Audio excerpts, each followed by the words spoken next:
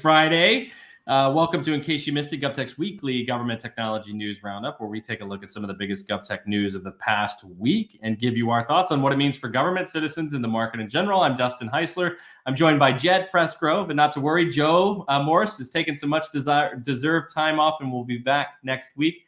But today we've got a special guest joining us. He's the acting deputy city manager and CIO of Evanston, Illinois, and a GovTech Top 25 doer, dreamer, and driver of technology, Luke Stowe. He'll be joining us shortly to answer our questions and react to the stories of this week. But first, let me tell you about our upcoming Beyond the Beltway virtual event. It's going to be Thursday and Friday of next week. It's not too late to register. This annual event brings together analysts and government leaders to share their insights. This year's speaker list is a who's who of CIOs and CTOs, so you don't want to miss it. You can register at events.govtech.com. I hope to see you there. Now, let's dive into the meat. So without further ado, let's bring in our guest, Luke Stowe, for our interview today. So Luke, great to see you, first of all. It's been too long, and welcome back to In Case You Missed It. Thank you guys for having me. Really appreciate it. So I know we've got lots of questions for you, but before we dive into them, we'd like to kick things off with something that caught our eye this week and also get your take on this as well, Luke. So this week, MIT Technology Review published its yearly 10 breakthrough technologies list. A couple highlights include things such as synthetic data for AI, proof of stake, and COVID treatment and tracking breakthroughs. But what caught my eye about this list is, I think, a great discussion point for this week's In Case You Missed It to start things out. Now, they also added the ability for people to vote on an 11th item to the list. So some choices for that 11th item are the metaverse, NFTs, AI-powered robots, DNA markers that track the aging process. So guys, let's talk about this. Let's start first with some of the items that are on this list for the breakthrough technologies. And then I'd love to get your take on what you'd vote for an 11th item. But we'll kind of open the floor. Luke, anything that catches your eye on this list that you think has implications for state and local government, or you have any things that seem a little hyped up on here? Well, I have to say, if we're talking about the average government staffer, there's no question that the end of passwords would be wonderful. So we actually just recently implemented two-factor authentication here at Evanston, and actually the process went a little smoother than I thought. And we got some good buy-in from staff, but that one caught my eye. And then, frankly, a pill for COVID, just to provide some additional security and comfort for those that are still very concerned about COVID. Jed, how about you? Any of these catch your eye? Kind of from the GovTech standpoint. Maybe this one is not as intuitive, but I do think a long-lasting grid battery is the one that really caught my eye. And the reason is that with things like utilities, we often take them for granted. Let's just be honest here. But as we've seen over the last few years, you can't take them for granted. I go back to the situation in Texas from a couple of years ago. Also, cyber attacks have been more of a thing with utilities. And so even though this doesn't address maybe, those things specifically, you just never know when, like the story says here, when the sun sets, when the wind stops.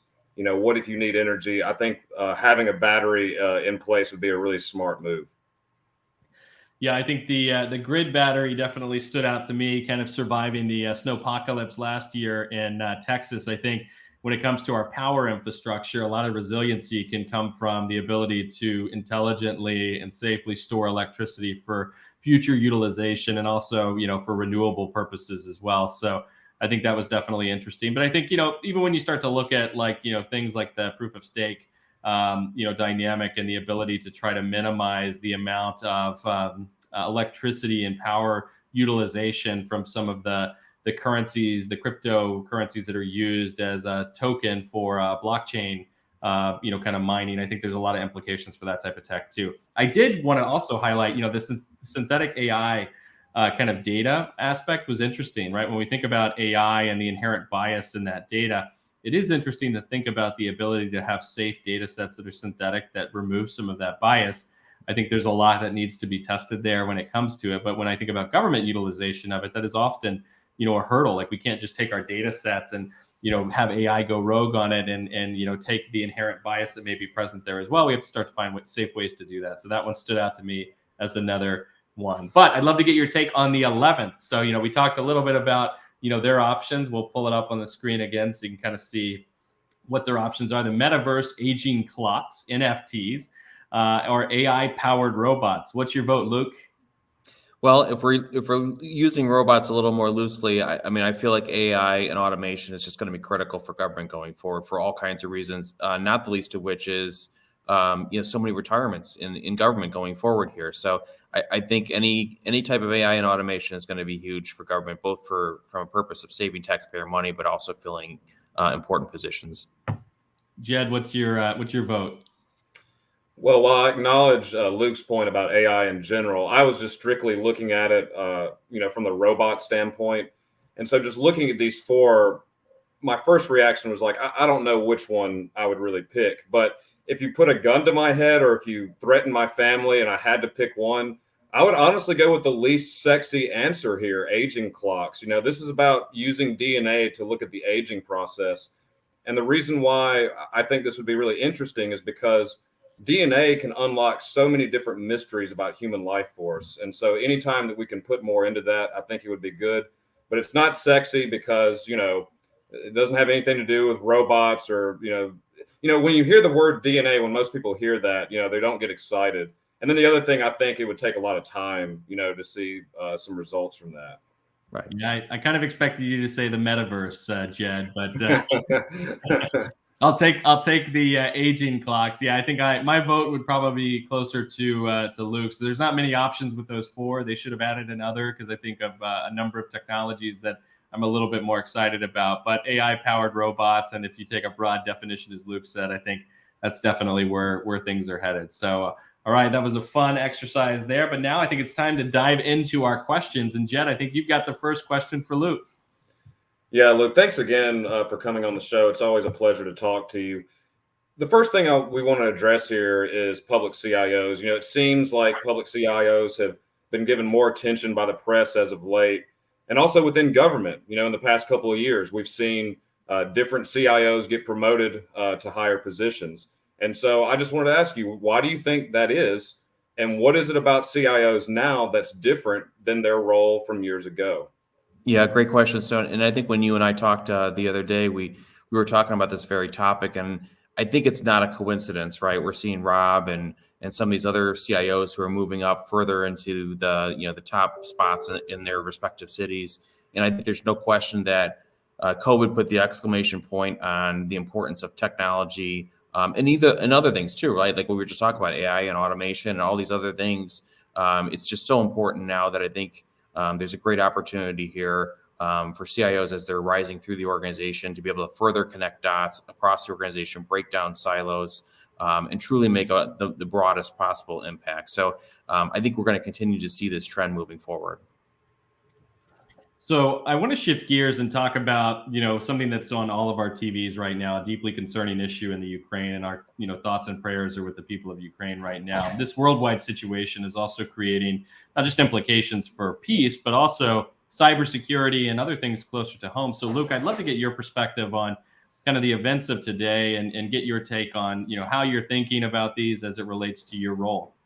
Yeah, exactly. And over the last couple of weeks, I've been issuing all city staff alerts to everyone to stay, as vigilant as possible going forward, especially with the rising tensions. And now we've seen the unfortunate events unfolding here in the last, 72 hours or so. Scary stuff, to be sure.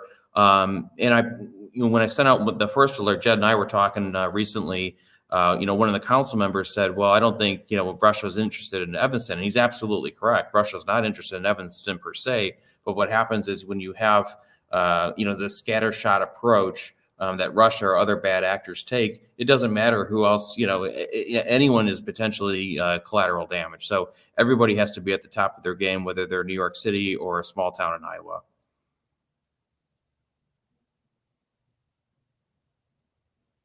Yeah, totally agree with that. And I think, there's going to be, some wide reaching implications of this as we start to see, the cyber response from the US and other, NATO, countries as well. So I think, this is just unfortunately getting started. So definitely be on your guard. Also, and what happens if the US decides, like my understanding is that some options have been presented to the president about going on offense, right? And so if we go on offense, we got to be prepared for what comes next.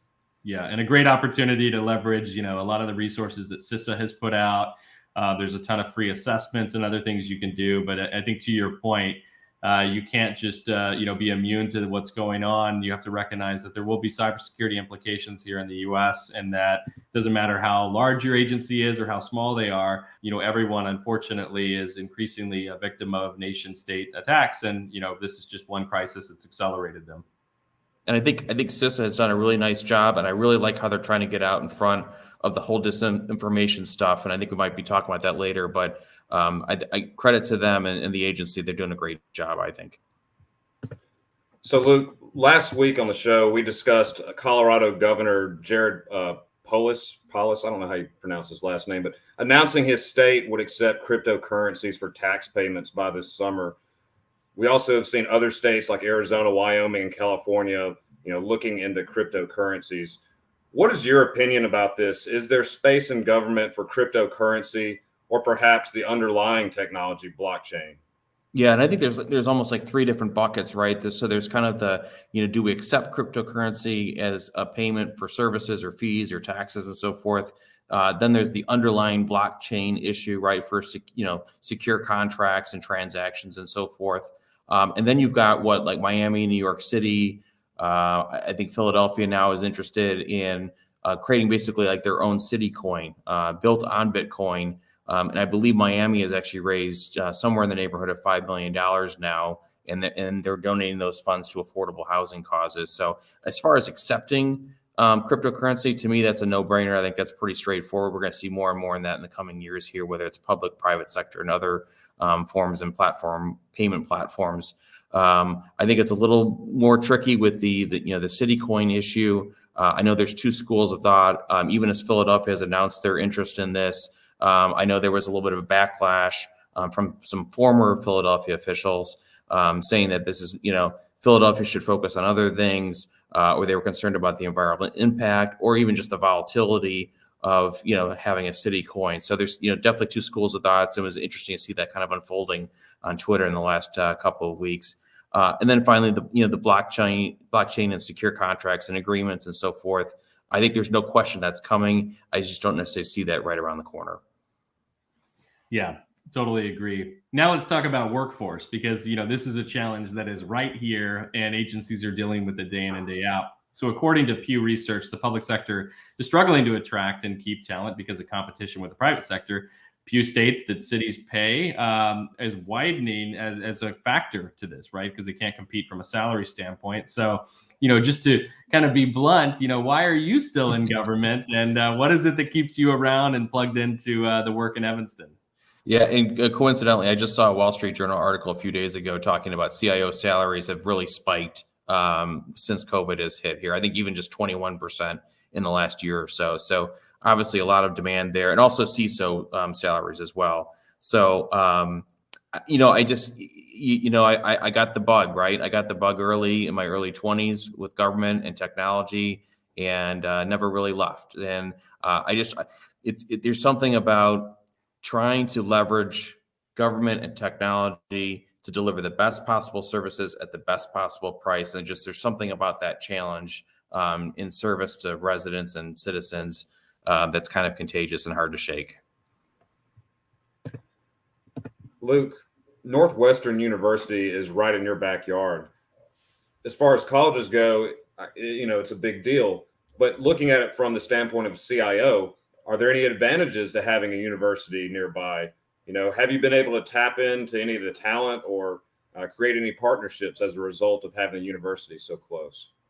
Yeah, and I think one of our former city managers used to say, a great city needs a great university, and a great university needs a great city. So I think it's been, it's been great having Northwestern here as part of Evanston. In fact, Northwestern is even older than Evanston itself. So, and obviously it's one of the world's great universities.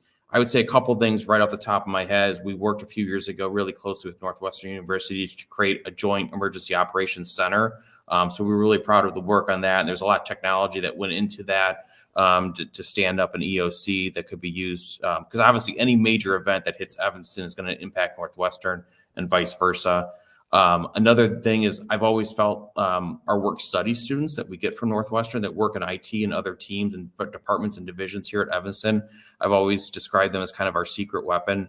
They're super smart kids and they do great work. And it's a great experience for them as well. And whatever they decide to choose. And many of them do seem to end up going into other government positions down the road.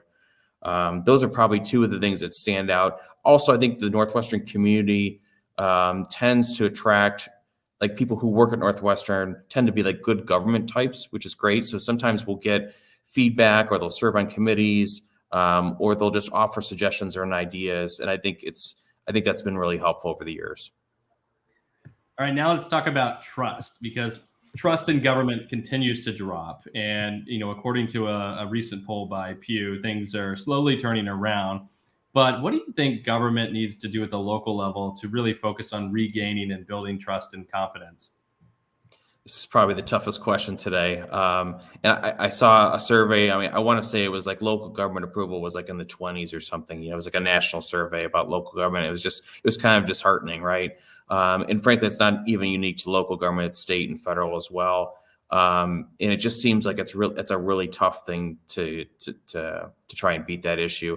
I think all we can do is keep delivering great services. Continue to be transparent.